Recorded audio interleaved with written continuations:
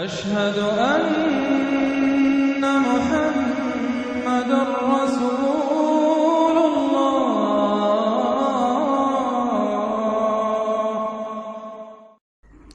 سورة الحشر، بسم اللہ الرحمن الرحیم۔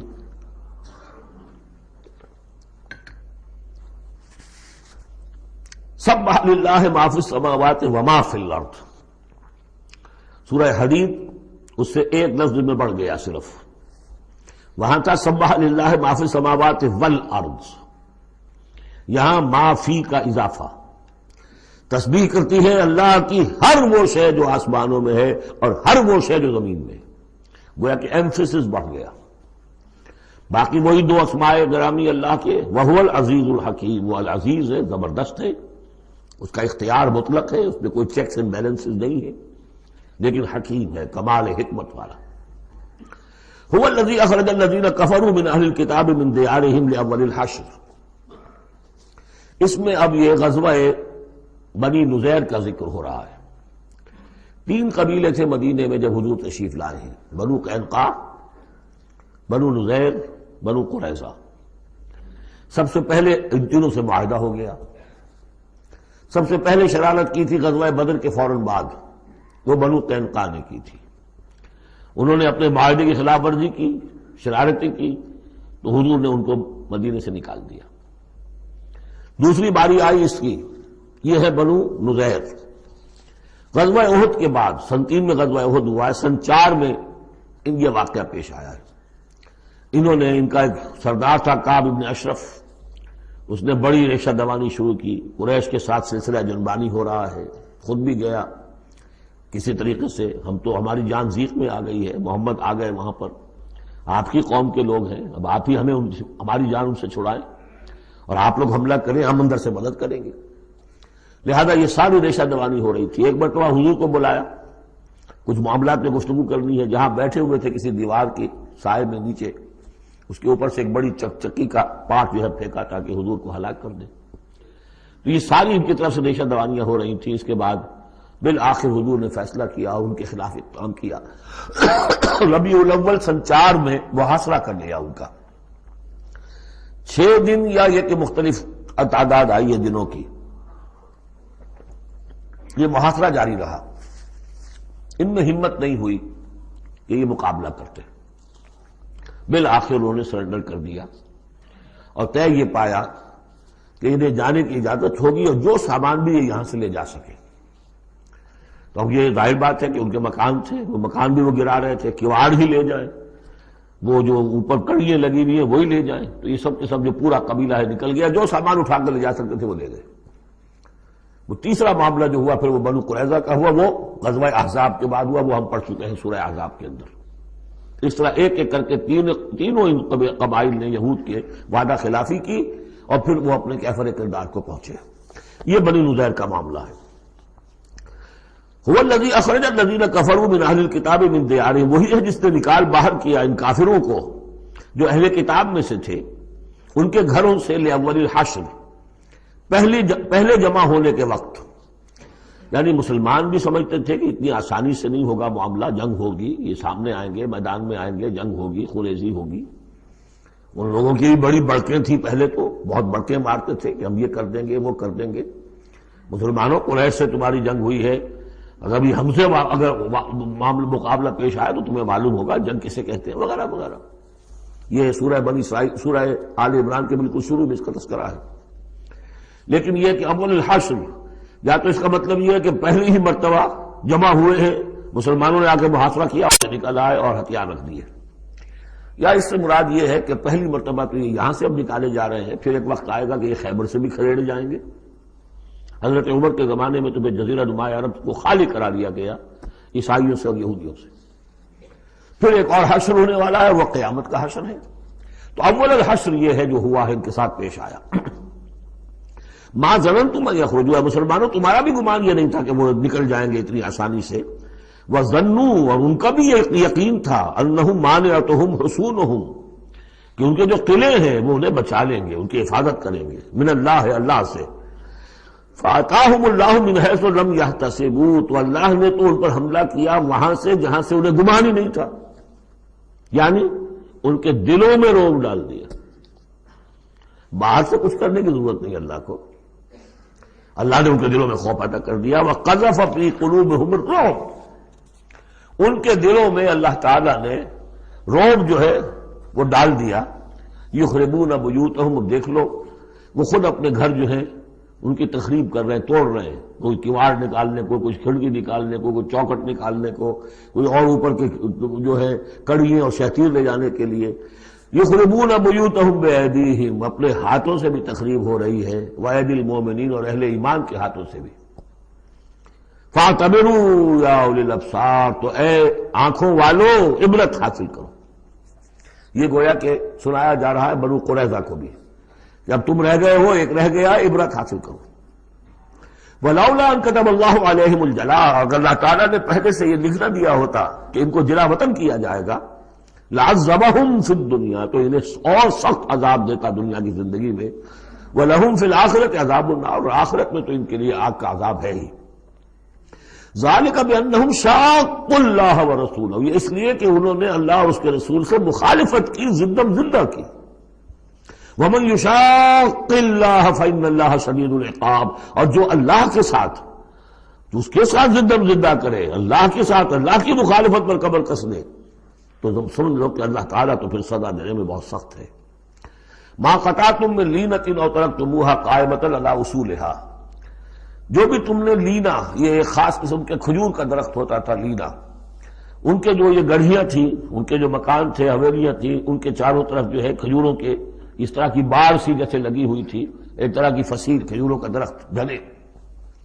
تو جب مسلمانوں نے محاصرہ کیا تو بعض جگہوں سے انہوں نے کھجور کے یہ درخت کاٹے، اس لیے کہ حملہ کرنے کے لیے کھلی جگہ چاہیے تھی. تو انہوں نے پھر پروپیگنڈا بنایا، اسکینڈل بنا دیا، دیکھو یہ اللہ کے رسول بنے پھرتے ہیں اور یہ اہل ایمان اور یہ درخت کاٹ رہے ہیں. تو یہاں اللہ تعالیٰ نے اہل ایمان کے اس اقدام کی طرف اس کا جواز عطا فرمایا ہے کہ یہ تم نے صحیح کیا، تو غلط کام نہیں کیا. مَا قَطَعْتُم مِّن لِینَةٍ أَوْ تَرَكْتُمُوهَا، تم نے جو بھی وہ کھجور کے درخت کاٹے یا جو بھی تم نے چھوڑ دیے انہیں، قائمۃ علی اصولها، جو اپنی جڑوں پر کھڑے ہوئے ہیں اب بھی، فبإذن اللہ، یہ سب اللہ کے اذن سے ہوا ہے. یعنی اللہ کے رسول صلی اللہ علیہ وسلم نے اگر نہیں روکا ہے تو ان کا نہ روکنا گویا کہ اللہ کی طرف سے اس کی ایک منظوری اور اس کی طرف سے اللہ تعالیٰ کی طرف سے امپلائڈ جو ہے اس کی سینکشن ہے. مَا قَطَعْتُم مِّن لِینَةٍ أَوْ تَرَكْتُمُوهَا قَائِمَةً عَلَىٰ أُصُولِهَا فَبِإِذْنِ اللَّهِ وَلِيُخْزِيَ الْفَاسِقِينَ، اور یہ اس لیے تھا تاکہ فاسقوں کو اللہ تعالیٰ رسوا کرے اور ذلیل و خوار کرے. اب اس سورہ مبارکہ کا یہ ایک اہم ترین مضمون آ رہا ہے اور وہ ہے فے کا مال. مال غنیمت جب جنگ ہو اور جنگ کے نتیجے میں جو بھی مال ملے وہ مال غنیمت ہے. اس کا حکم سورہ انفال میں آ چکا. خمس جو ہے 5واں حصہ اللہ اور اس کے رسول کے لیے اور رسول کے قرابت داروں کے لیے اور مسکینوں کے لیے اور وابن السبیل اور مسافر کے لیے. 4 حصے تقسیم ہو جائیں گے مجاہدین کے مابین جنہوں نے جنگ میں حصہ لیا، اور ان میں سے جو سواری والے ہوں گے 2 حصہ، اور جو پیدل ہوں گے انہیں اکیلا. یہاں ذکر ہو رہا ہے کہ جنگ کی نوبت نہیں آئی، لہذا یہ مال فے ہے، یہ غنیمت نہیں ہے، یہ مال فے ہے، اور یہ کل کا کل اللہ اور اس کے رسول کا ہے. گویا کہ اس میں کسی کو بھی مسلمان کو کوئی حصہ نہیں ملے گا سوائے اس کے کہ جو اللہ کا رسول کسی کو، فقیر کو، غریب کو، مسکین کو دینا چاہے، وہ الگ بات ہے. وما افاء اللہ علی رسولہ، اور جو مال کے ہاتھ لگا دیا ہے اللہ نے اپنے رسول کے، منہم، ان سے، یعنی بنو نذیر سے، فما اوجفتم علیہ من خیر ولا رکاب، تو دیکھو اے مسلمانوں، تم نے ان پر نہیں دوڑائے نہ اپنے گھوڑے نہ اونٹ. ولیکن اللہ یسلط رسلہ علی من یشاء، یہ تو اللہ کی حکمت ہے، مشیت ہے، اس کی قدرت ہے. اللہ تعالیٰ مسلط کر دیتا ہے اپنے رسولوں کو جس پر چاہتا ہے. یہ خاص قدرت خدا بندی سے کہ اللہ نے ان کے دلوں میں رعب ڈال دیا، انہوں نے خود آ کے سرنڈر کر دیا. تو تمہیں تو جنگ کرنے کی نوبت پیش نہیں آئی، لہذا یہ مال غنیمت نہیں ہے. وعلی کل شیء، واللہ علی کل شیء قدیر، اللہ تعالیٰ ہر چیز پر قادر ہے. اب یہ حکم آ رہا ہے، ما افاء اللہ علی رسولہ من اہل القری، جو مال بھی ہاتھ لگا دے اللہ اپنے رسول کے ان تمام بستی والوں سے، فللہ وللرسول ولذی القربى والیتامى والمساکین وابن السبیل. اس کا جو مصرف ہے وہ یہ کہ اللہ اور اس کا رسول، اس سے مراد ہے اسلامی ریاست، پھر رسول کے اپنے اخراجات، اپنی ازواج مطہرات کا دان نفقہ، اپنا جو ذمہ داریاں ہیں معاشرتی، پھر رسول کے قرابت دار. ظاہر بات ہے ذی القربہ جو ہے وہ عام آدمی کے بھی قرابت دار ہیں، ان کے ساتھ حسن سلوک ہوتا ہے، تو رسول کے بھی تو قرابت دار ہیں، اور رسول کا کوئی اور ذریعہ معاش تو ہے نہیں. والیتامی والمساکین وابن السبیل، باقی اس کے علاوہ جو بھی مستحق ہیں، فقراء ہیں، غریب ہیں اور ان کے لیے محتاج ہیں. کہ لا یکون دولۃ بین الاغنیاء منکم، اور یہ اہم ترین اسٹیٹمنٹ آف آبجیکٹیوز ہے. مقصد کیا ہے؟ کہ لا یکون، تاکہ ایسا نہ ہو کہ دولت تمہارے امیروں ہی کے مابین چکر لگاتی رہے. یعنی ظاہر بات ہے کہ اب جو لوگ بھی جو جنگ میں حصہ لیا ہے، جن کے پاس گھوڑے بھی تھے اور اونٹ بھی تھے، اب ان کو دگنے حصے مل جاتے سارے اس مال میں سے، تو گویا کہ جو لوگ پہلے ہی سے کچھ مرفع الحال ہیں، جن کے پاس پہلے ہی کچھ ہے، انہی کی طرف مال اور بڑھ رہا ہے. اور جو بیچارے غریب ہیں وہاں کے، وہ گویا کہ اس سے ان کی غربت کے ازالے کی کوئی شکل نہیں ہو پائے گی. تو اللہ تعالیٰ کے سامنے یہ ہے کہ دولت کی تقسیم ہو ایسی کہ اس کی سرکولیشن جو ہے معاشرے کے اندر، اس کی گردش دولت ایسی ہو کہ سب کو حصہ ملے اور سوسائٹی کے تمام طبقات جو ہے اس سے مستفید ہوں. کہ لا یکون دولۃ بین الاغنیاء منکم، تاکہ ایسا نہ ہو کہ یہ دولت، یہ سرمایہ، یہ مال تمہارے امیروں ہی کے مابین گردش میں رہے. اس کی ایک سادہ سی مثال میں دیتا ہوں کہ ایک کروڑ پتی کی بیٹی لاکھوں روپے کا جہیز لے کے ایک کروڑ پتی کے بیٹے کے گھر چلی گئی. گویا کہ وہ لاکھوں روپے کے جہیز نے گردش تو کی، لیکن ایک کروڑ پتی سے نکل کے دوسرے کروڑ پتی کے یہاں چلی گئی. یہ دولت گردش کر رہی ہے اسی ایک اونچے طبقے کے اندر، انہی کے اندر جو ہے گردش ہو رہی. گردش ہے بھی اگر تو ان کے مابین ہونا یہ چاہیے کہ یہ سوسائٹی کے تمام طبقات کے اندر اس کا نفوذ ہو رہا ہو، سب کو اس سے فیض پہنچ رہا ہو، تاکہ یہ جو اس قدر جو ہے اونچ نیچ ہے، اتنی عدم مساوات ہے، وہ ختم ہو. وہ مساوات کے تمام انسان بالکل برابر کر دیے جائیں، وہ تو نہ کبھی ہوئی ہے نہ ہو سکتی ہے. وہ تو کمیونزم بھی مر گیا اور ایک دن کے لیے بھی اس مساوات کو قائم نہیں کر سکا. یہ ضرور ہے کہ انہوں نے جو اتنا فرق و تفاوت تھا وہ نہیں ہے کہ جو امریکہ میں آج بھی ہے اور اس وقت بھی تھا، وہ فرق و تفاوت وہاں نہیں تھا. لیکن یہ کہ بالکل برابر سپاہی اور سپہ سالار برابر تو نہیں ہو سکتے، کچھ نہ کچھ فرق تو ہوگا. لیکن یہ کہ ایسا نہ ہو کہ معاشرے کے ایک طبقے میں ایک طرف تو احتیاج ہی احتیاج بڑھتی چلی جائے، بھوک ہو، احتیاج ہو، جس کے لیے کہ یہاں تک فرمایا حضور نے کاد الفقر ان یکون کفرا، فقر جو ہے احتیاج وہ انسان کو کفر تک پہنچا دیتی ہے. اور حضرت شاہ ولی اللہ دہلوی رحمۃ اللہ علیہ نے، وہ میں سمجھتا ہوں کہ اس دور جدید میں جو بھی معاشی مسائل کی پیچیدگیاں پیدا ہونے والی تھی، اس کا بڑا گہرا فہم جو تھا سب سے پہلے جس عالم دین کو ہوا ہے وہ شاہ ولی اللہ دہلوی ہے. ان کا کہنا یہ ہے کہ جس معاشرے میں، جس ملک میں تقسیم دولت کا نظام غیر منصفانہ ہوگا، اس کا نتیجہ یہ نکلے گا کہ ایک طرف دولت کے انبار ہوں گے، نتیجہ یہ کہ عیاشیاں ہوں گی، بدماشیاں ہوں گی. دوسری طرف عام لوگ جو ہے وہ ڈھور ڈنگر بن کر رہ جائیں گے، وہ بار برداری کے جانوروں کی حیثیت اختیار کر لیں گے کہ صبح سے لے کے شام تک کمر توڑ دینے والی جو ہے مشقت کر کے بھی بمشکل اپنی ضرورت پوری کر رہے ہیں. تو گویا کہ یہ غیر مساوی تقسیم، نظام تقسیم دولت جو ہے یہ دو دھاری تلوار ہے، ادھر بھی کاٹ رہی ہے ادھر بھی کاٹ رہی ہے. جدھر ایکومولیشن آف ویلتھ ہو رہی ہے ادھر عیاشیاں ہیں، بدماشیاں ہیں، ادھر جو بھی کچھ ہو رہا ہے اللے تللے ہیں، نمود و نمائش کے لیے خرچ کیا جا رہا ہے، اس سے اور جو ہے دل پھٹ رہے ہیں. کسی بڑے سیٹ صاحب کی بیٹی کی شادی ہے اور پوری کوٹھی بقع نور بنی ہوئی ہے، ایک ایک پتے کے ساتھ انہوں نے لگا رکھا ہے ایک ایک بلب، اور دوسری طرف اس سیٹ کا کوئی نہ کوئی شوفر بھی ہے، کوئی اس کا کھانا پکانے والا ہے، کوئی چوکیدار ہے، کوئی مالی ہے، اور اس کے گھر میں بچی جو ہے بوڑھی ہو رہی ہے اور اس کا ہاتھ پیلا نہیں ہو سکتا اس لیے کچھ نہیں ہے اس کے پاس. تو ان ملازمین کے دل میں ان کی محبت پیدا ہوگی یا نفرت پیدا ہوگی؟ انما یرید الشیطان ان یوقع بینکم العداوۃ والبغضاء، شیطان تو چاہتا ہے تمہارے مابین دشمنی اور بغض کے جذبات پیدا کرے، اور وہ پیدا ہو رہے ہیں.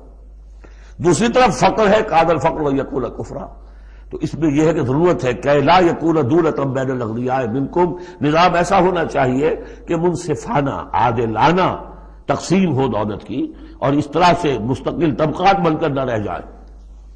وما آتاکم الرسول فخذوہ. اب ظاہر بات ہے کہ اس وقت فوری طور پر تو بڑا دھکا لگا ہوگا نا. اوس اور خزرج کے مسلمان جو تھے وہ جب آئے تھے، محاصرہ کیا تھا، توقع انہیں یہ ہوگی کہ مال غنیمت میں سے ہمیں ملے گا. تو فوری طور پر یہ سمجھ لیا آخر انسان تھے، فرشتے تو نہیں تھے نا، تو انہیں یقیناً کوئی دھکا سا لگا ہوگا، شوق پہنچا ہوگا، لہذا اب اس کے لیے جو بھی ایک ایمان کو ان کے جو ہے اپیل کیا جا رہا ہے، وما آتاکم الرسول فخذوہ، اور دیکھو جو رسول تمہیں دے دے وہ لے لو، وما نہاکم عنہ فانتہوا، اور جس چیز سے روک دے رک جاؤ، واتقوا اللہ، اللہ کا تقوی اختیار کرو، ان اللہ شدید العقاب، اللہ تعالیٰ سزا دینے میں بہت سخت ہے۔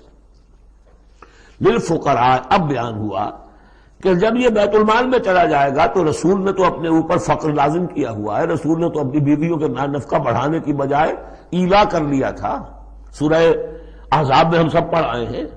رسول یہ کس کو دے گا؟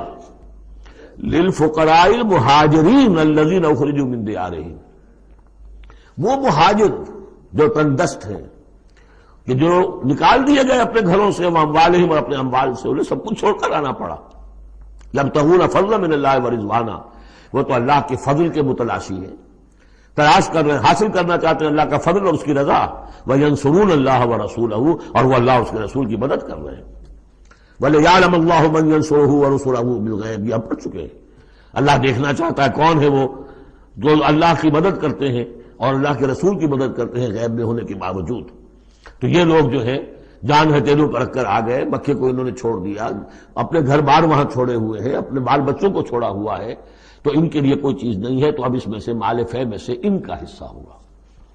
للفقراء المہاجرین الذین اخرجوا من دیارہم واموالہم ویبتغون فضلا من اللہ ورضوانا وینصرون اللہ ورسولہ اولئک ھم الصادقون، یقیناً وہ لوگ سچے ہیں، انہوں نے اپنا سچا ہونا ثابت کر دیا، صادق الایمان ہونے کا ثبوت دے دیا۔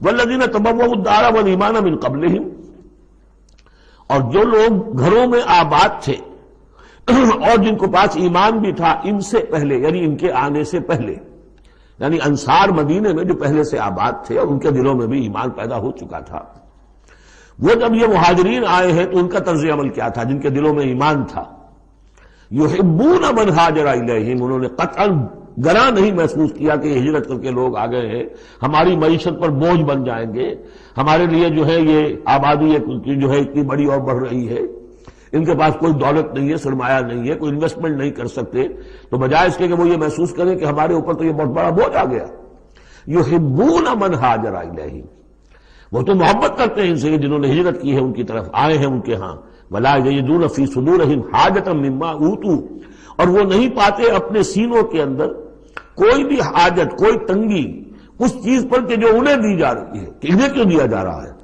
نہیں ہوگا، اس لیے کہ ان کے دلوں میں ایمان ہے، اللہ تعالیٰ نے ان کو ایمان کی دولت سے بہرہور کیا ہے۔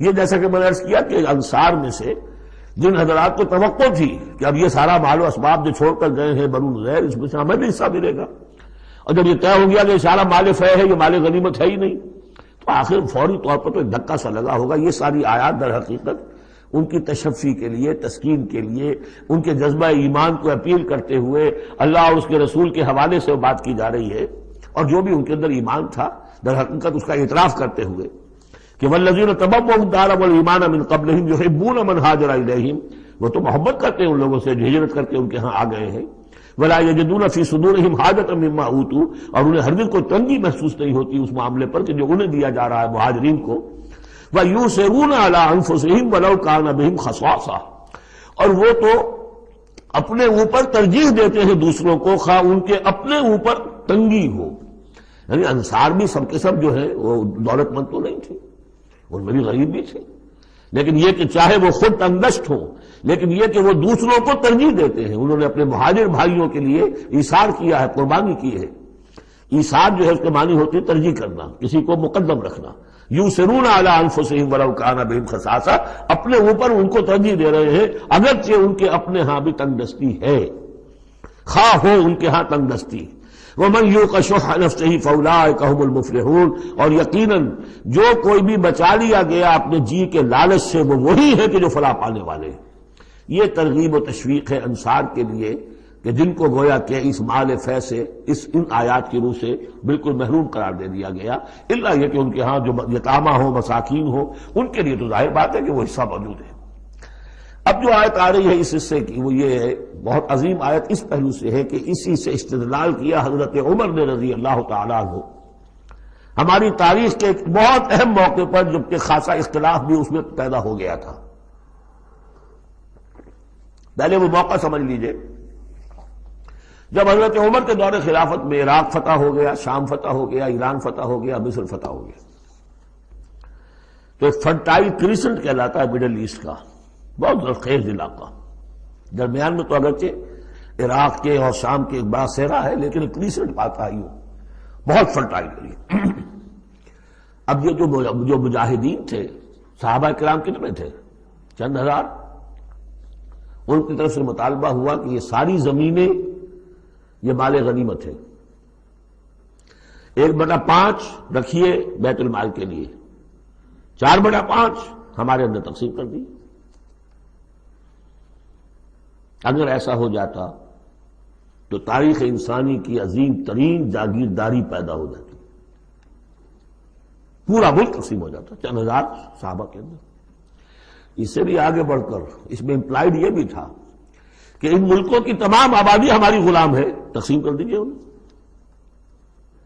مال غنیمت میں جو غلام آتے تھے وہ تقسیم ہوتے تھے کہ نہیں؟ لونڈیاں آتی تھی تو غنیمت تقسیم ہوتی تھی کہ نہیں؟ یہ اتنا بڑا مسئلہ تھا. حضرت عمر رضی اللہ تعالیٰ عنہ نے اس پر غور کیا اور ان کی رائے یہ ہوئی کہ یہ جو مال ہے یہ مال فے شمار ہوگا، مال غنیمت نہیں. مال غنیمت صرف وہ ہوگا جو کسی جنگ میں مارکے کے عین مقام پر جو چیز ملے گی. جو تلواریں دشمن کے ہاتھ سے آپ کے ہاتھ لگ گئیں، زرہیں ہیں اور سامان ہے، یا بیڑے بکریاں ہیں، ان کے بھی تو راشن ساتھ ہوتے تھے کہ نہیں، گھوڑے ہیں، اونٹ ہیں، یا وہاں جو پی او ڈبلیوز ہوں گے جو وہاں گرفتار ہوں گے، جو لڑنے والے، یا عورتیں اگر وہاں ساتھ ہوں گی وہ کنیزیں بنائی جائیں گی. تو جو محاذ جنگ پر جو مال آئے گا وہ تو غنیمت ہے. لیکن پورا ملک، اب جنگ تو ایک ہوئی ہے، نہاوند کی جنگ ہوئی ہے یا فلاں کسی اور کی جنگ ہوئی ہے، تو اس کے نتیجے میں تم پورا کا پورا ملک جو ہے کسی کے قبضے میں آ گیا. ساری حکومت جو تھی ابراہیم لودھی کی، پانی پت کی جنگ کے اندر وہ ہارا اور ساری حکومت جو ہے وہ اب بابر کی ہو گئی.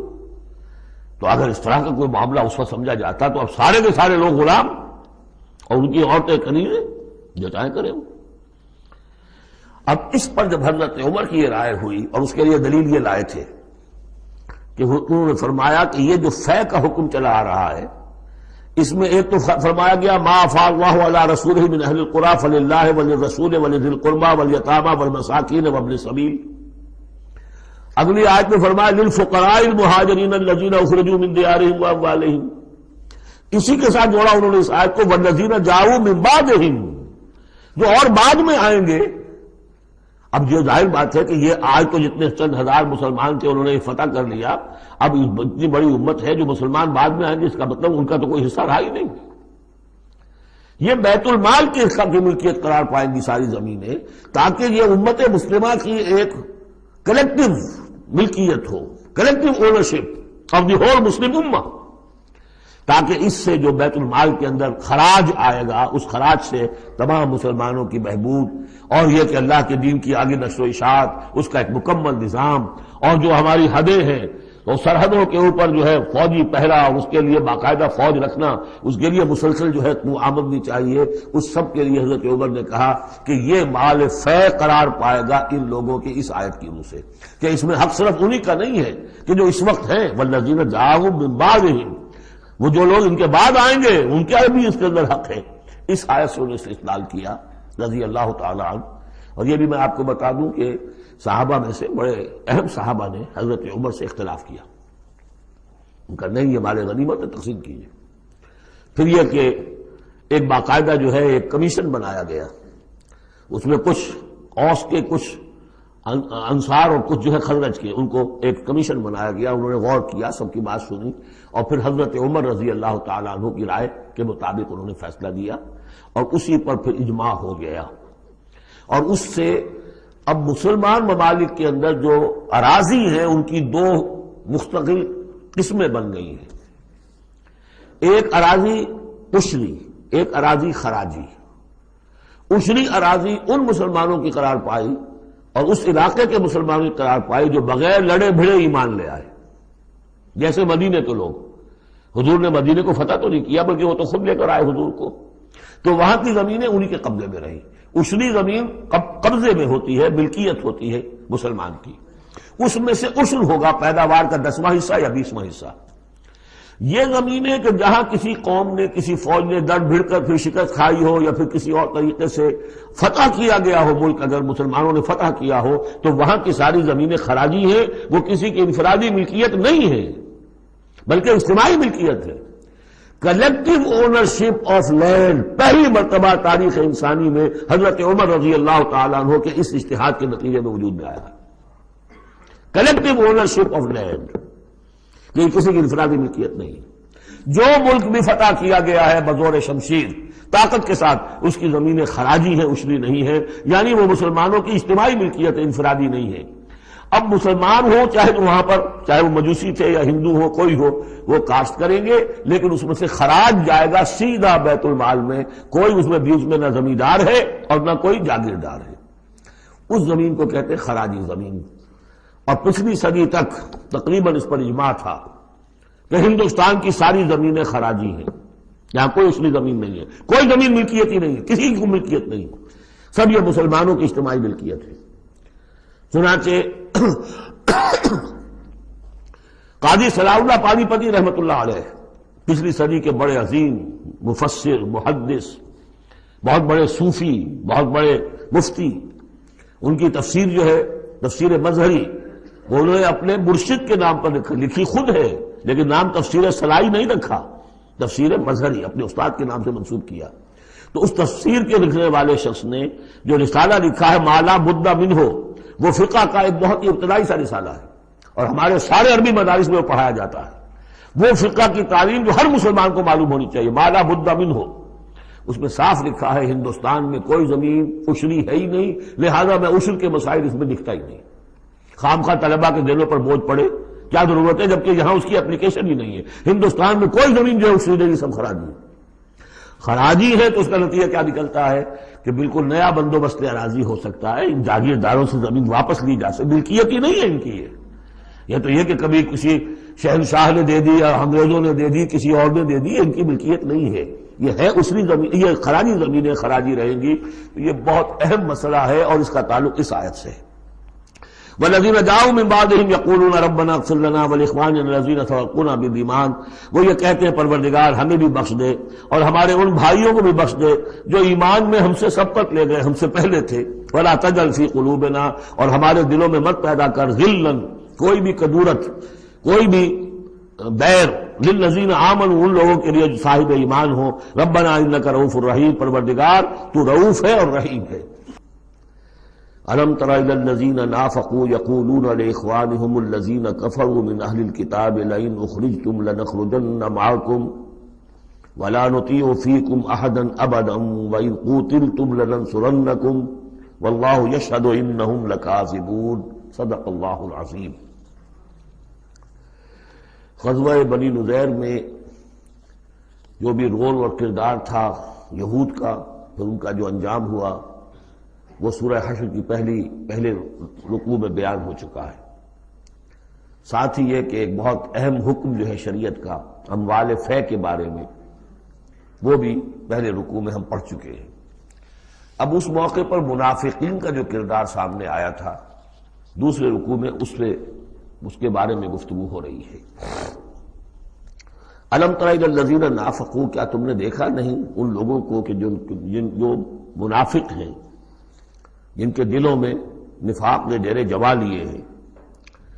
یقولون لاخوانہم الذین کفروا من اہل الکتاب، وہ کہتے رہے اپنے ان بھائیوں سے میں سے جنہوں نے کفر کیا تھا، ان کے بھائی تھے، دوست تھے، ان کے تعلقات تھے جو اہل کتاب میں سے تھے، وہ کفر پر اڑے رہے۔ ان سے انہوں نے کہا تھا یہ لئن اخرجتم لنخرجن معکم، دیکھو اگر تمہیں کبھی مدینے سے نکالا گیا ہم تمہارے ساتھ نکلیں گے۔ وہ دوستیاں جو ان کے درمیان حلیفانہ روابط تھے، اگر تمہیں کہیں نکالا جائے گا تو ہم بھی نکلیں گے۔ وَلَا نُطِيعُ فِيكُمْ أَحَدًا أَبَدًا، اور تمہارے معاملے میں کبھی بھی ہم کسی بھی شخص کی اطاعت نہیں کریں گے۔ یعنی ٹھیک ہے ہم ایمان تو لے آئے ہیں، مسلمانوں میں شامل ہو گئے ہیں اور ہم محمد کا حکم مانتے بھی ہیں بعض معاملات کے اندر، لیکن یہ ہے کہ تمہارے ساتھ ہماری دوستی ہے وہ پختہ ہے، تمہارے ساتھ ہمارے حلیفانہ تعلقات ہیں وہ بہت قدیمی ہے، اور ہمارا تمہارے معاملے میں جو ہے ہمارا طرز عمل تبدیل نہیں ہوگا، اور اگر کوئی اقدام محمد نے صلی اللہ علیہ وسلم تمہارے خلاف کرنے کا فیصلہ کیا تو ہم اس میں ان کا ساتھ نہیں دیں گے۔ لَنَخْرُجَنَّ مَعَكُمْ وَلَا نُطِيعُ فِيكُمْ أَحَدًا أَبَدًا وَإِن قُوتِلْتُمْ لَنَنصُرَنَّكُمْ، اور اگر تمہارے ساتھ جنگ کی گئی تو ہم لازماً تمہاری مدد کریں گے۔ وَاللَّهُ يَشْهَدُ إِنَّهُمْ لَكَاذِبُونَ، اور اللہ گواہی دیتا ہے کہ وہ جھوٹ بول رہے تھے۔ لَئِنْ أُخْرِجُوا لَا يَخْرُجُونَ مَعَهُمْ، اگر وہ نکالے جائیں گے وہ ان کے ساتھ نہیں نکلیں گے۔ وَلَئِنْ قُوتِلُوا لَا يَنصُرُونَهُمْ، اور اگر ان سے جنگ کی جائے گی تو وہ ان کی مدد نہیں کریں گے۔ وَلَئِنْ نَصَرُوهُمْ لَيُوَلُّنَّ الْأَدْبَارَ، اور اگر کہیں ان کی مدد کر بیٹھیں گے تو فوراً بھاگیں گے، پیچھے دکھا دیں گے۔ ثُمَّ لَا يُنصَرُونَ، اور پھر ان کی کہیں سے مدد نہیں ہو سکے گی۔ یعنی اگر ان میں جمع مردی ہوتی تو یہ سچے مسلمان ہی کیوں نہ بن گئے ہوتے؟ ایمان لائے تھے، اگر ہمت ہوتی ان میں، کوئی قوت ارادی ان کی صحیح ہوتی، کوئی غیرت اور حمیت ہوتی، کوئی اپنی ہی ذات کی عزت کا کوئی خیال ہوتا تو یہ ہرچے بادہ باد پھر ایمان لانے کے بعد ان کا طرز عمل جو ہے کیوں نہ وہی ہو جاتا کہ جو اہل ایمان کا تھا۔ بودے ہیں، بودے ہونے کی وجہ سے تو نفاق پیدا ہوا ان میں۔ اب اگر یہ کہتے ہیں کہ ہم تمہاری مدد کریں گے اور لازماً لڑ جائیں گے، ہر ایک سے لڑ جائیں گے، تو یہ سب جھوٹ ہے۔ اول تو یہ کہ اگر یہ نکالے گئے تو وہ ان کے ساتھ نہیں نکلیں گے، ان سے جنگ کی گئی تو ان کا ساتھ نہیں دیں گے، اور اگر کوئی اکا دکا ان میں سے ایسا نکل بھی آیا سر پھرا کہ جو اپنے اس وعدے کو پورا کرنے کے لیے ان کے ساتھ شامل ہو کر جنگ کرے گا تو پھر یہ کہ جھٹ وہ بھاگ جائے گا، میدان چھوڑ جائے گا، اور یہ کہ پیٹھ دکھا دے گا۔ لَأَنْتُمْ أَشَدُّ رَهْبَةً فِي صُدُورِهِم مِّنَ اللَّهِ، مسلمانوں یقیناً تمہارا ڈر ان کے دلوں میں کہیں زیادہ ہے بنسبت اللہ کے ڈر کے۔ یہ اللہ سے اتنا نہیں ڈرتے جتنے کہ تم سے ڈرتے ہیں۔ ذَلِكَ بِأَنَّهُمْ قَوْمٌ لَا يَفْقَهُونَ، اور یہ اس لیے ہے کہ انہیں اصل سمجھ حاصل نہیں۔ اصل سمجھ حاصل ہو تو ایمان حاصل ہو جائے، علم حقیقی حاصل ہو جائے، پھر آدمی جان لے کہ اصل زندگی تو آخرت کی زندگی ہے، دنیا کی زندگی تو کھیل کود اور تماشا ہے، اس کے سوا کچھ نہیں۔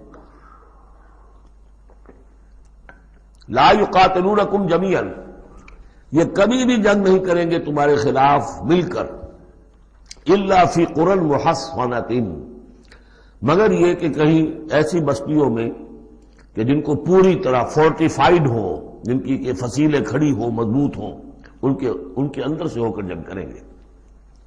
او من وراء جدر، یا دیواروں کے پیچھے سے۔ باسہم بینہم شدید، ان کے آپس کے جھگڑے جو ہے وہ بہت سخت ہے۔ اگر تو خلوص اور اخلاص کسی بھی شخص کے اندر ہو تو اللہ کے ساتھ مخلص کیوں نہ ہو جائے گا، اللہ کے رسول کے ساتھ کیوں نہ مخلص ہو جائے گا۔ ظاہر بات ہے کہ بزدلی اور خود غرضی یہ دو چیزیں ہیں کہ جو در حقیقت ان کے مزاج کا جزو لا ينفک ہے، اور وہی تو اصل سبب ہے ان کے نفاق کا۔ تو یہ کسی اور کے ساتھ کیسے مخلص ہو جائیں گے؟ تحسبهم جميعا وقلوبهم شتى، تم سمجھتے ہو کہ یہ یکجا ہیں، اکٹھے ہیں، ان کا متحدہ محاذ ہے، جبکہ دل کے دل پھٹے ہوئے۔ ہمارے ہاں بھی سیاسی متحدہ محاذ، چاہے وہ نظام مصطفیٰ تحریک کا بنا تھا، اس کا بھی حال سب کو معلوم ہے کہ اس کے لیڈر جو ہیں علماء کرام ایک دوسرے کے پیچھے نمازیں نہیں پڑھتے تھے۔ متحدہ محاذ تھا، وہ اتحاد کیسا تھا؟ وہی بات، باسہم بینہم شدید، ان کے تو آپس کے اختلافات جو ہیں وہ بہت شدید ہیں، ان کی آپس کی دشمنیاں، کدورتیں، کینے۔ تحسبہم جمیعا، تم سمجھتے ہو کہ یہ جمع ہے، اکٹھے ہیں، وقلوبہم شتیٰ، ان کے دل پھٹے ہوئے۔ ذالک بانہم قوم لا یعقلون، اور یہ اس لیے کہ وہ ایک ایسا گروہ ہے کہ جو عقل سے کام نہیں لیتے۔ کمثل الذین من قبلہم قریبا ذاقوا وبال امرہم، جیسے قصہ ان کا ہوا جو ان سے پہلے تھے ماضی قریب میں، یعنی بنو قینقاع۔ سب سے پہلے بنو قینقاع کا معاملہ ہوا تھا، پھر یہ بنی نذیر کا ہوا، پھر 5ویں سال میں غزوہ احزاب کے ضمیمے کے طور پر بنو قریظہ کا ہوا۔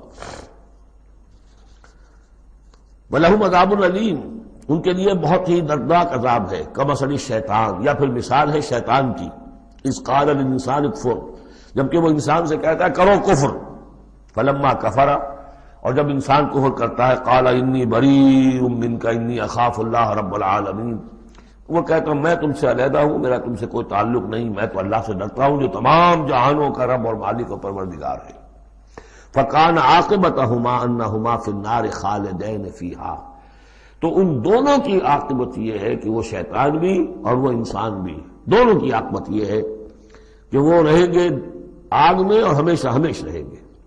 وذالک جزاء الظالمین، اور یہی ہے ظالموں کا بدلہ، جیسا کہ سورہ قاف میں ہم پڑھ چکے ہیں کہ وہ قرین جو ہوگا، اس گناہگار کافر اور مشرک کا جو قرین ہوگا، وہ جب لے کر آئے گا، حاضر کرے گا، قال قرینہ ھذا ما لدی عتید، اور اللہ تعالیٰ کی طرف سے حکم آئے گا فرشتوں کو القیا فی جہنم کل کفار عنید، تو وہ کیا کہے گا؟ ربنا ما اطغیتہ ولکن کان فی ضلال بعید، اور اللہ تعالیٰ فرمائیں گے لا تختصموا لدی وقد قدمت الیکم بالوعید ما یبدل القول لدی وما انا بظلام للعبید۔ تیسرا رکوع اور آخری رکوع جو ہے اس سورہ حشر کا، یہ پھر قرآن مجید کا ایک بہت اہم مقام ہے۔ میں آج سوچ رہا تھا کہ میں بار بار جو کہتا ہوں آپ سے، یہ قرآن کا بہت اہم مقام ہے، یہ قرآن کا بہت اہم مقام ہے، تو اس کی بھی ایک حقیقت سمجھ لیجئے۔ قرآن حکیم میں تو کوئی ایک حرف اور ایک لفظ بھی غیر اہم نہیں ہے، البتہ مختلف اعتبارات سے مختلف مقامات کی ایک ریلیٹیولی زیادہ اہمیت ہے۔ بعض مقامات حکمت کے ہیں، بعض مقامات جو ہے وہ فلسفیانہ ہیں، بعض مقامات وہ ہیں کہ جو جدید سائنس کے حوالے سے بڑے اہم ہیں، بعض مقامات وہ ہیں جو روح دین سے بحث کرتے ہیں، بعض مقامات وہ ہیں جو ایمان کی ماہیت کو واضح کرتے ہیں، ایمان کیا ہے۔ تو اس اعتبار سے یقیناً مختلف مقامات جو ہیں وہ مختلف اعتبارات سے اور حیثیتوں سے وہ زیادہ اہمیتوں کے حامل ہیں۔ اب یہ جو 4 آیتیں ہیں، 7 آیتیں ہیں اس رکوع کی، تیسرے رکوع کی، اس میں فلسفہ، تصوف، پھر یہ کہ اس میں سب سے بڑا جو آ رہا حصہ وہ یہ ہے کہ جیسے 6 آیتیں سورہ حدید کی تھیں کہ جن میں اللہ کے اسماء و صفات کا ذکر ہے، جن میں تفصیل سے گفتگو نہیں کر سکا اور نہ اس کا موقع تھا، میرے کیسز میں ہے، تو اسی طرح کا ہم وزن جو ہے 3 آیتیں آ رہی ہیں سورہ حشر کے آخر میں۔ قرآن حکیم میں اسماء خداوندی کا سب سے بڑا گلدستہ، 16 اسماء ایک جگہ پر اور کہیں نہیں ہے، 8 اسماء ایک آیت میں، الملک القدوس السلام المومن المہیمن العزیز الجبار المتکبر سبحان اللہ عما یشرکون، ایک ہے۔ تو اس اعتبار سے یہ حصہ بہت اہم ہے۔ فرمایا یا ایھا الذین آمنوا اتقوا اللہ ولتنظر نفس ما قدمت لغد واتقوا اللہ ان اللہ خبیر بما تعملون، اہل ایمان اللہ کا تقوی اختیار کرو، اور چاہیے کہ ہر جان یہ دیکھتی رہے کہ اس نے کل کے لیے کیا آگے بھیجا ہے۔ اللہ کا تقوی اور آخرت کا احساس، کل کے لیے کیا بھیجا، ما قدمت لغد، یہ بڑی کل ہے۔ ایک کل تو وہ ہے کہ جو کل سورج طلوع ہوگا تو شروع ہو جائے گی، اور ایک بڑی کل وہ ہے آنے والی ہے جو بعث بعد الموت کے بعد آنے والی ہے، وہ بڑی کل ہے۔ اس کل کے لیے کیا بھیجا ہے آگے، کیا سامان ہے، کیا توشہ ہے، کیا تم نے کمائی ہے جو جمع کرائی ہے، وہ جو اس کائناتی حکومت کا جو سب سے بڑا ریزرو بینک ہے، امپیریل بینک ہے اس کائنات کا، اللہ تعالیٰ کے ہاں کیا جمع کرایا۔ اور دیکھیے 2 مرتبہ ایک آیت میں واتقوا اللہ، اللہ کا تقوی، اللہ کا خوف، لیکن یہ خوف اصل میں اس طرح کا خوف نہیں ہوتا جو کسی خوفناک شے کا خوف ہوتا ہے۔ ایک ہے شیر کا خوف یا سانپ کا خوف، ایک خوف والد کا خوف ہوتا ہے، وہ محبت کے تحت ہوتا ہے، میرے والد جو ہے ناراض نہ ہو جائیں، میں اپنے والد کے احساسات اور جذبات کو مجروح نہ کر بیٹھوں، وہ مایوس نہ ہو جائے مجھ سے، اللہ ناراض نہ ہو جائے، یہ خوف۔ یا ایھا الذین آمنوا اتقوا اللہ ولتنظر نفس ما قدمت لغد واتقوا اللہ ان اللہ خبیر بما تعملون، یقیناً جو کچھ تم کر رہے ہو اللہ اسے باخبر ہے۔ اگلی آیت ہے جسے علامہ اقبال نے قرار دیا کہ ان کے فلسفہ خودی کی سورس یہ ہے۔ سید نذیر نیازی نے ہمارے ہاں قرآن کانفرنس میں باقاعدہ بیان کیا، ان کے مضمون میں بھی موجود ہے یہ، کہ میں نے حضرت علامہ سے یہ سوال کیا کہ آپ کے فلسفہ خودی کے بارے میں بڑی جیب گوئیاں ہوتی ہیں، کوئی کہتا ہے کہ فلاں نیٹشے سے آپ نے اخذ کر لیا ہے، فلاں سے کر لیا ہے، آپ بتائیے کہ آپ کے فلسفہ خودی کی سورس کیا ہے۔ تو علامہ نے فرمایا کہ اچھا کل آ جانا فلاں وقت. تو کہتے ہیں کہ میں اتنا خوش رہا کہ شاعر مشرق اور حکیم الامت مجھے یہ اعزاز بخش رہے ہیں کہ میں جاؤں گا اور وہ مجھے ڈکٹیٹ کرائیں گے کہ میرے فلسفہ خودی کی سورس کیا ہے. تو میں گیا اور بہت خوش گیا، پینسل کاپی لے کر گیا. جب میں گیا تو ذرا قرآن مجید اٹھا لاؤ، تو ایک تو مجھ پر وہ ویسی پڑ گئی. پھر کہا کہ ذرا کھولو سورہ حشر نکالو اور یہ آیت پڑھو، وَلَا تَكُونُوا كَالَّذِينَ نَسُوا اللَّهَ فَأَنسَاهُمْ أَنفُسَهُمْ أُولَٰئِكَ هُمُ الْفَاسِقُونَ. یہ ہے میرے فلسفہ خودی کی سورس.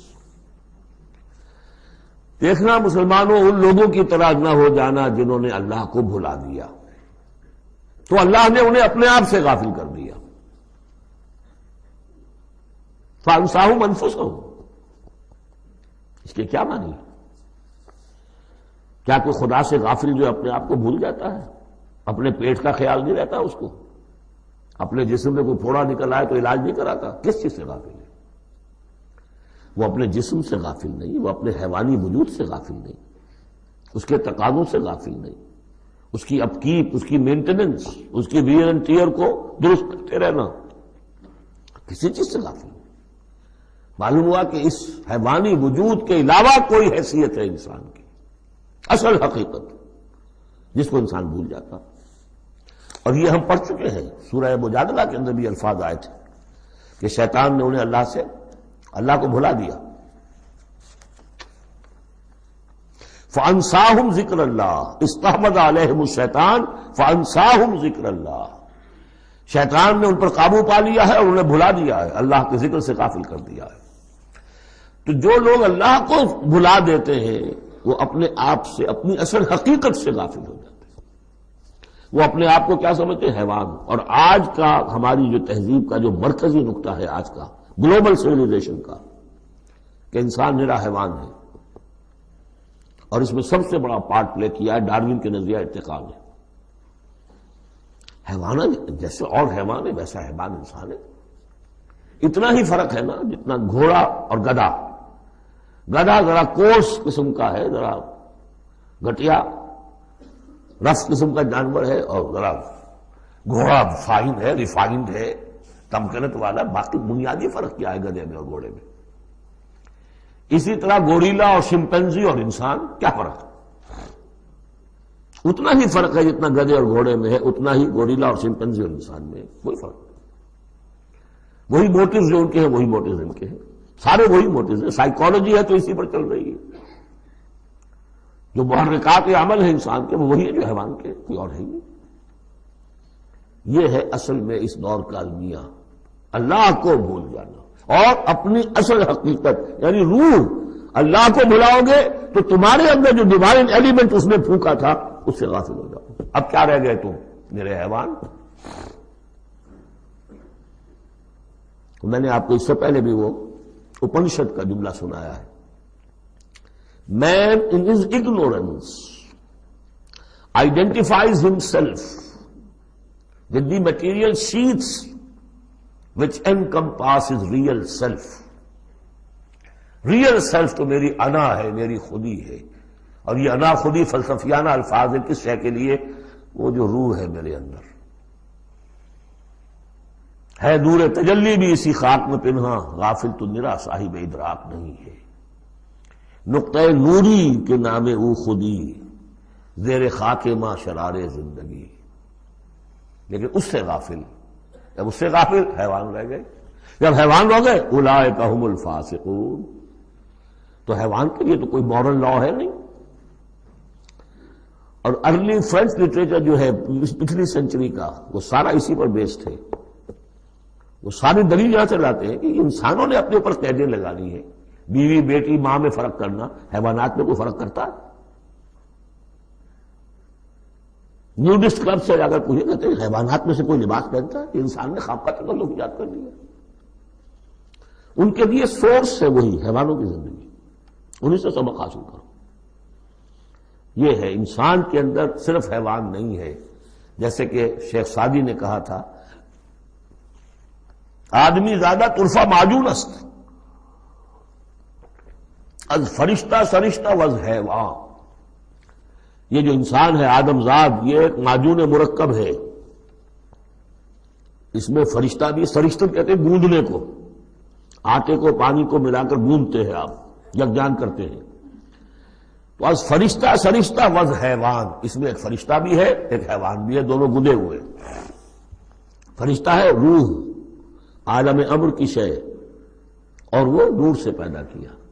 روح بھی روح عالم امر کی شے، یہ سلونک عن الروح قل الروح من امر ربی، یہ بھی نور سے پیدا کی گئی، نقطہ نوری یہی ہے۔ تو وَلَا تَكُونُوا كَالَّذِينَ نَسُوا اللَّهَ فَأَنسَاهُمْ أَنفُسَهُمْ أُولَٰئِكَ هُمُ الْفَاسِقُونَ۔ لا يستوی اصحاب النار واصحاب الجنہ، دیکھو برابر نہیں ہو سکتے آگ والے اور جنت والے۔ اصحاب الجنت هم الفائزون، یقیناً جنت والے ہی کامیاب ہوں گے۔ اللہم ربنا اجعلنا منہم، اللہم ادخلنا الجنت مع الابرار، اللہم اجرنا من النار، یا مجیر یا مجیر یا مجیر۔ اس کے بعد آیت آئی ہے قرآن مجید میں عظمت قرآن کے بیان میں عظیم ترین آیت، لو انزلنا هذا القرآن على جبل لرأيته خاشعا متصدعا من خشیۃ اللہ، اگر ہم اس قرآن کو اتار دیتے کسی پہاڑ پر تو تم دیکھتے کہ وہ دب جاتا، متصدعا پھٹ جاتا، من خشیۃ اللہ، اللہ کے خوف سے۔ میں نے جو شروع میں تعارف قرآن پر جو گفتگو کی تھی اس میں اس کا حوالہ دیا تھا عظمت قرآن کے لیے۔ قرآن ایز سچ، قرآن فی نفسہ ہی اس کی عظمت کیا ہے، ایک ہے قرآن کی افادیت کیا ہے، دو چیزیں جدا ہیں۔ ایک فی نفسہ ہی وہ کیا ہے، اس کی عظمت کیا ہے، ایک یہ کہ اس کا فائدہ کیا ہے، افادیت کیا ہے۔ افادیت پر تو بہت سی آیت پڑھ چکے، لیکن خاص طور پر دو آیتیں سورہ یونس کی، یا ایھا الناس قد جاءتکم موعظۃ من ربکم وشفاء لما فی الصدور وہدی ورحمۃ للمؤمنین قل بفضل اللہ وبرحمتہ فبذلک فلیفرحوا ھو خیر مما یجمعون۔ لیکن قرآن فی نفسہ ہی، اگر ہم اسے اتار دیتے کسی پہاڑ پر تو تم دیکھتے کہ وہ دب جاتا، پھٹ جاتا۔ اور اس کے لیے میں تشریح کر چکا ہوں، سورہ اعراف میں جو معاملہ ہوا تھا کہ حضرت موسیٰ علیہ السلام نے فرمایا، عرض کیا تھا اللہ سے رب ارنی انظر الیک، اور اللہ نے فرمایا کہ تم مجھے نہیں دیکھ سکتے، لن ترانی ولکن انظر الی الجبل فإن استقر مکانہ فسوف ترانی، ذرا اس پہاڑ کو دیکھو، ہم اپنی تجلی اس پر ڈالیں گے، اگر وہ سہار جائے، کھڑا رہ جائے اپنی جگہ پر، برداشت کر جائے تو تم بھی سمجھنا کہ ہاں ہمیں دیکھ سکو گے۔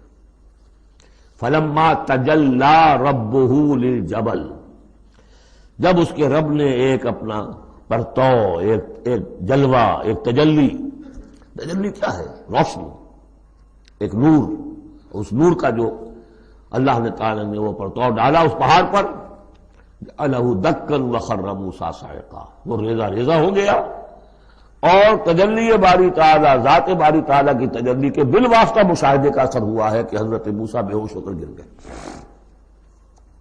اب نوٹ کیجئے، یہ بالکل وہی بات ہے جو تمثیل کی شکل میں آ رہی ہے۔ فرق کیا ہے؟ وہ تجلی ذات تھی باری تعالیٰ کی، یہ تجلی صفات ہے۔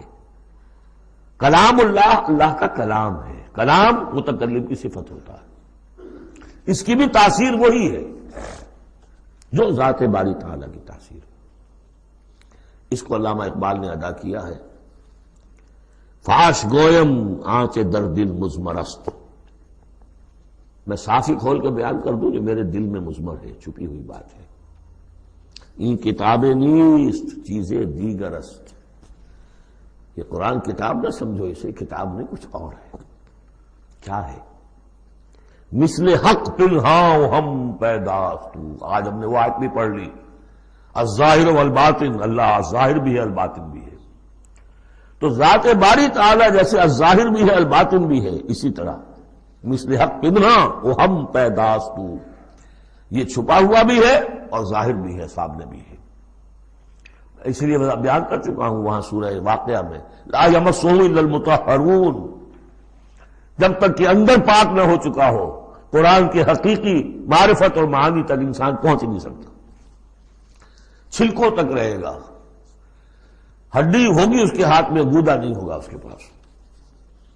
ناز قرآن مغزہ برداشتے استخاں پیش سگاں انداختے، مغز تک نہیں پہنچ سکتا۔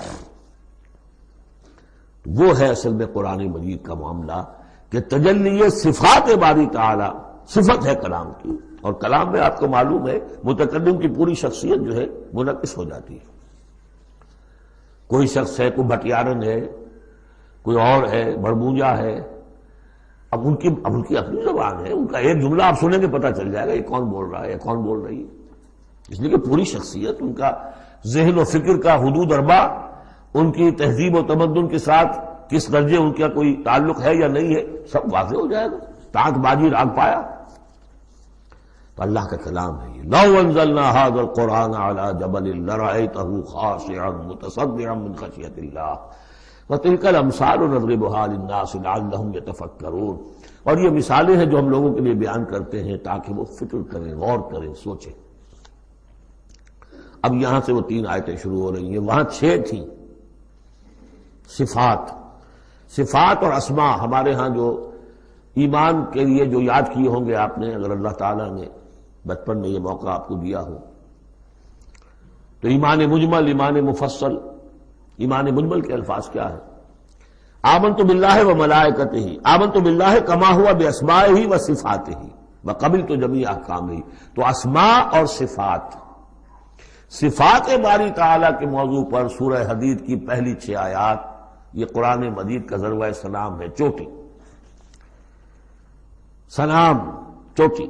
ذروہ کہتے ہیں اونٹ کے کوہان کو، کوہان کی بھی اونچی جو سب سے نمایاں شے ہوتی ہے۔ اسماء پر یہ سب سے بڑا گلدستہ ہے۔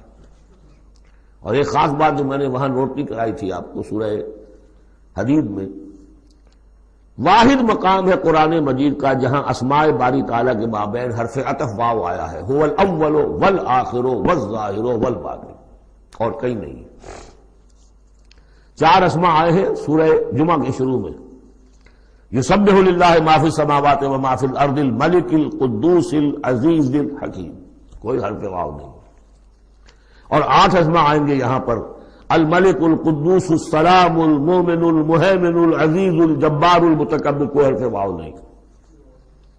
وہو العزیز الحکیم، یہ نہیں هو العزیز والحکیم نہیں۔ اس کی وجہ کیا ہے؟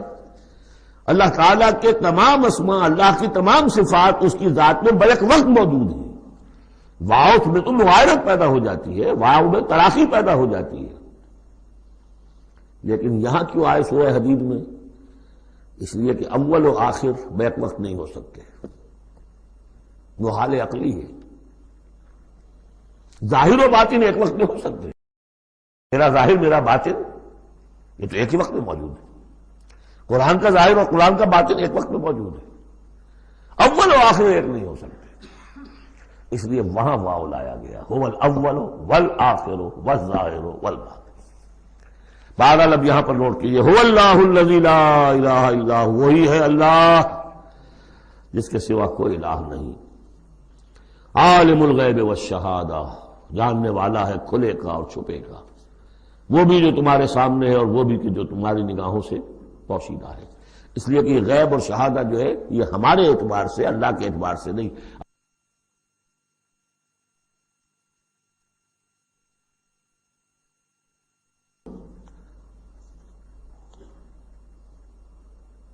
وہی ہے اللہ کے جس کے سوا کوئی الہ نہیں، هو اللہ الذی لا الہ الا هو عالم الغیب والشہادہ، یہ بھی ایک نام کی حیثیت سے شمار ہوتا ہے، جو اسماء 99 گنے جاتے ہیں، عالم الغیب والشہادہ یہ ایک نام ہے اللہ کا۔ اور میں عرض کر رہا تھا کہ اللہ کے لیے سب شہادہ ہی شہادہ، غیب ہے ہی نہیں، اس نقطے کو یہاں سمجھ لیجئے، اس لیے کہ یہ سورہ جن میں آئے گا پھر دوبارہ، اور بہت اہم طریقے پر آئے گا۔ جب قرآن میں غیب اور شہادہ کا لفظ آتا ہے وہ ہمارے اعتبار سے، کہ ہمارے لیے ایک چیز وہ ہے کہ جو ہمارے حواس خمسہ کی گرفت کے دائرے کے اندر آ جاتی ہے، چاہے وہ ٹیلیسکوپ سے آئی ہے اور چاہے وہ مائکروسکوپ سے آئی ہے، لیکن دیکھنے والی شے ہماری آنکھ ہے۔ غیب وہ ہے جو ہم سے چھپا لیا گیا، جنت ہے، دوزخ ہے، آخرت ہے، فرشتے ہیں، خود سب سے بڑی ذات باری تعالی ہے۔ لیکن اللہ ہر شے کا جاننے والا. هو الرحمن الرحیم، وہ رحمان ہے اور رحیم ہے. اس پر سورہ فاتحہ پڑھتے ہوئے میں نے وضاحت کی تھی. هو اللہ الذی لا الہ الا هو، وہی ہے اللہ جس کے سوا کوئی الہ نہیں. الملک، بادشاہ حقیقی. القدوس، پاک. السلام، سلامتی اور سالم، ہر اعتبار سے سالم، کوئی اس کو گردن پہنچانے والا نہیں ہے، ہر عیبوں سے پاک. المومن، امن دینے والا، امان دینے والا. المہیمن، پناہ میں لینے والا. العزیز، زبردست. مطلق العنان، جس کی اتھارٹی ایبسلیوٹ ہے. الجبار، دباؤ رکھنے والا. المتکبر، عظمت والا، بڑائی والا. یہ 8 نام آئے ہیں. الملک، القدوس، السلام، المومن، المہیمن، العزیز، الجبار، المتکبر. سبحان اللہ عما یشرکون، اللہ پاک ہے ان تمام چیزوں سے جو یہ شرک کرتے ہیں. هو اللہ الخالق البارئ المصور، وہی ہے اللہ. اب 3 نام اور آگے. الخالق، الباری، المصور. ان میں خاص ربط ہے. خلق، اس میں سب سے پہلے اگر ہم اپنے اوپر قیاس کریں تو پہلے کوئی شے بنانے سے پہلے ذہن میں ایک نقشہ بنتا ہے. بڑھئی نے میز بنانی ہے، اس کے ذہن میں میز کا نقشہ پہلے بن چکا ہے. کرسی بنانی، کرسی کا نقشہ بن چکا ہے. یہ اس کی ذہنی تخلیق ہے. پھر وہ اسے ظاہر کرتا ہے عالم واقعہ میں. وہ لکڑی کی میز بنا کر اسے واقعہ نمایاں کر دیتا ہے، لے آتا ہے. پھر اس کی تصویر، فنیشنگ ٹچز، اس کو رنگ روغن. یہ تینوں مرحلے ایک ہی پروسیس کے ہیں. اللہ نے تخلیق فرمائی، پھر اس کو ظاہر کیا عدم کے پردے سے نکال کر اور وجود کے پردے میں لے آیا. باری، بڑا کہتے ظاہر کرنے والا. من قبل ان نبرأہا، اس سے پہلے کہ ہم اسے ظاہر کریں. ما اصاب من مصیبت فی الارض ولا فی انفسکم الا فی کتاب من قبل ان نبرأہا، سورہ حدید میں آیت پڑھ چکے ہیں.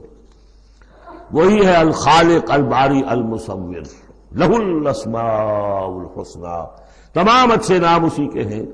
یسبح لہ ما فی السماوات والارض، یہاں نوٹ کر لیجئے. یسبح لہ ما فی السماوات وما فی الارض نہیں ہے، یسبح لہ ما فی السماوات والارض. سورہ حدید کے شروع میں تھا سبح للہ ما فی السماوات والارض. سورہ حشر میں آیا سبح للہ ما فی السماوات وما فی الارض. یہاں یسبح للہ ما فی السماوات والارض، اور پھر 2 مرتبہ آئے گا یسبح للہ ما فی السماوات وما فی الارض. سورہ جمعہ کے شروع میں بھی، سورہ تغابن کے شروع میں بھی. وَهُوَ الْعَزِيزُ الْحَكِيمُ. دیکھیے اس سورہ مبارکہ کی خاص خصوصیت یہ ہے، شروع بھی ہوئی تسبیح کے ساتھ، اختتام بھی تسبیح کے ساتھ. شروع میں بھی العزیز الحکیم، زبردست حکمت والا. آخر میں بھی العزیز الحکیم.